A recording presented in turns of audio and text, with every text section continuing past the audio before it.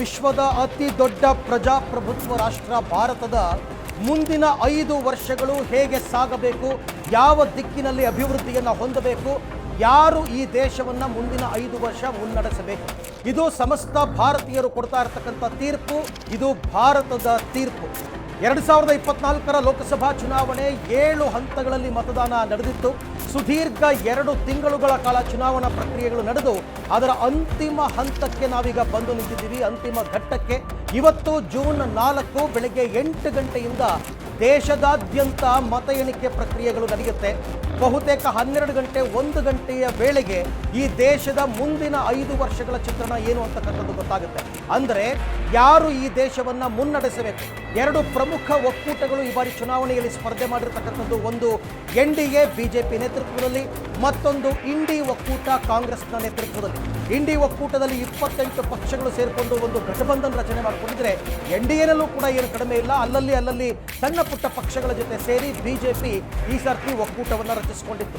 ಆದರೆ ಚುನಾವಣೆ ಮುಗಿದು 1ನೇ ತಾರೀಕು ಸಾಯಂಕಾಲ ಎಕ್ಸಿಟ್ ಪೋಲ್ ಏನು ಬಂತು, ಆ ಎಕ್ಸಿಟ್ ಪೋಲ್ನಲ್ಲಿ ಬಹುತೇಕ ಎಲ್ಲ ಎಕ್ಸಿಟ್ ಪೋಲ್ಗಳು ಕೂಡ ಈ ಬಾರಿ ಅಧಿಕಾರವನ್ನು ರಚನೆ ಮಾಡತಕ್ಕಂಥದ್ದು ನರೇಂದ್ರ ಮೋದಿ ನೇತೃತ್ವದ NDA ಅಂತಕ್ಕಂಥ ವಿಶ್ವಾಸವನ್ನು ವ್ಯಕ್ತಪಡಿಸಿವೆ. ನೋಡೋಣ 1 ಗಂಟೆ ಅಷ್ಟೊತ್ತಿಗೆ ಎಕ್ಸಿಟ್ ಪೋಲ್ಗಳ ಹಣೆ ಬರಹ ಏನು ಅಂತಕ್ಕಂಥದ್ದು ಗೊತ್ತಾಗುತ್ತೆ.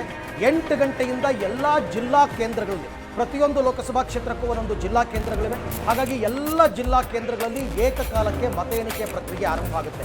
542 ಕ್ಷೇತ್ರಗಳ ರಿಸಲ್ಟ್ ಬರಬೇಕಾಗಿದೆ. ಕೆಲವು ಕಡೆ ಸಣ್ಣ ಪುಟ್ಟ ಸಮಸ್ಯೆಗಳಾದರೆ ಸ್ವಲ್ಪ ಲೇಟ್ ಆಗ್ಬೋದು.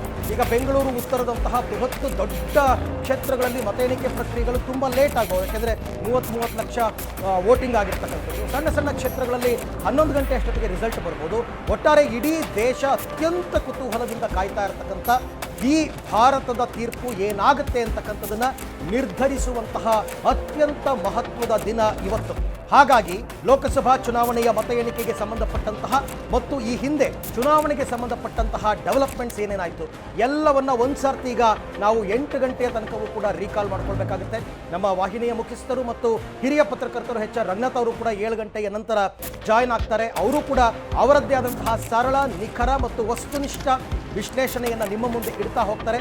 So stay tuned. ಪಬ್ಲಿಕ್ ಟಿವಿಯನ್ನು ಯಾವುದೇ ಕಾರಣಕ್ಕೂ ಕೂಡ ಬದಲಾಯಿಸಬೇಡಿ. ಕ್ಷಣದ ತಾಜಾತನದ ಅಪ್ಡೇಟ್ಸನ್ನು ನಿಮ್ಮ ಮುಂದೆ ಆಯಾ ಕ್ಷಣಕ್ಕೆ ಇಡ್ತಾ ಹೋಗ್ತೀವಿ. ಎಲ್ಲೂ ಸಿಗರದ ಅತ್ಯಂತ ನಿಖರ ಮತ್ತು ಫಾಸ್ಟ್ ರಿಸಲ್ಟನ್ನು ಪಬ್ಲಿಕ್ ಟಿವಿಯಲ್ಲಿ ತಾವು ನೋಡ್ತಾ ಹೋಗ್ಬೋದು. ಲೋಕಸಭಾ ಚುನಾವಣೆಯ ಮತ ಎಣಿಕೆಗೆ ಈಗ ಕ್ಷಣಗಣನೆ ಆರಂಭ ಆಗಿದೆ.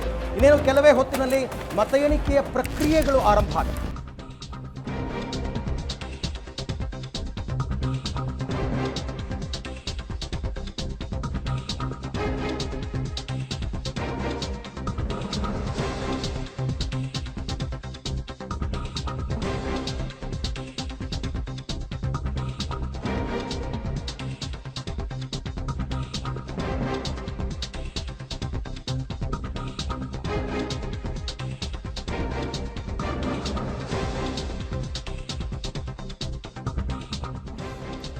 ಲೋಕಸಭಾ ಚುನಾವಣೆಯ ಮಹಾ ತೀರ್ಪಿಗೆ ಕ್ಷಣಗಣನೆ ಎದುರಾಗ್ತಾ ಇದೆ. 8 ಗಂಟೆಯಿಂದ ಅಂಚೆ ಮತದಾನ ಮತ್ತು ಹಿರಿಯ ನಾಗರಿಕರ ಮತದಾನಗಳೇನಾಗಿದ್ವು ಅವೆಲ್ಲವೂ ಕೂಡ ಕೌಂಟಿಂಗ್ ಆರಂಭ ಆಗುತ್ತೆ.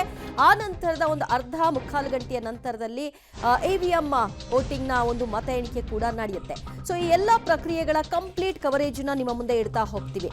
ಬೆಳಗ್ಗೆ 8 ಗಂಟೆಯಿಂದ ಮತದಾನದ ಒಂದು ಮತ ಎಣಿಕೆಯ ಕಾರ್ಯ ಆರಂಭ ಆಗುತ್ತೆ. ಒಟ್ಟು 543 ಕ್ಷೇತ್ರಗಳ ಪೈಕಿ ಈಗಾಗಲೇ ಒಂದು ಡಿಕ್ಲೇರ್ ಆಗೋಗಿದೆ. ಆ ಕಾರಣದಿಂದಾಗಿ 542 ಕ್ಷೇತ್ರಗಳ ಹಣೆ ಬರಹ ಏನು, ಯಾವ ಅಭ್ಯರ್ಥಿಯ ಭವಿಷ್ಯ ಏನು ಅನ್ನೋದು ಸ್ಪಷ್ಟವಾಗಿ ಗೊತ್ತಾಗುತ್ತೆ.